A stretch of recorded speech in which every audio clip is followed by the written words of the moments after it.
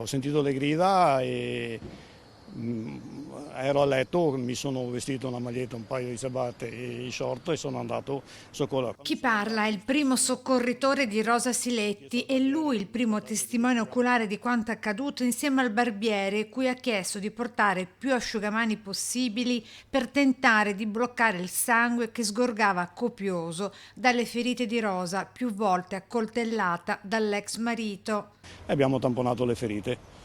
E E cosa le ha detto? Cosa ha detto? Cosa diceva la signora in quel la momento? signora era scioccata, mi chiamava per nome, mi diceva di non lasciarla. Sappiamo che lui è una guardia giurata, però non poteva più utilizzare l'arma. Dicevano che tutti lo vedevano, sembra, prima con l'arma nella fondina, poi non più.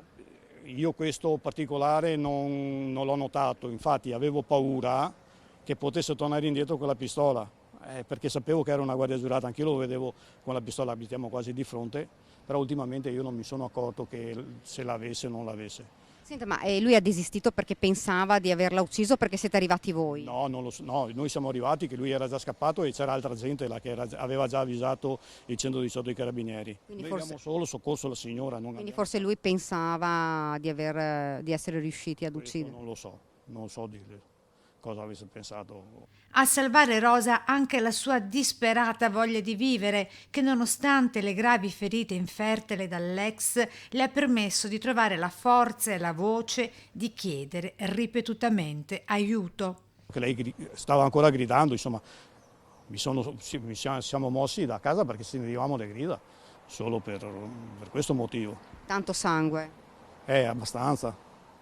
Abbastanza sangue, gli asciugamani ci sono intrisi bene di sangue.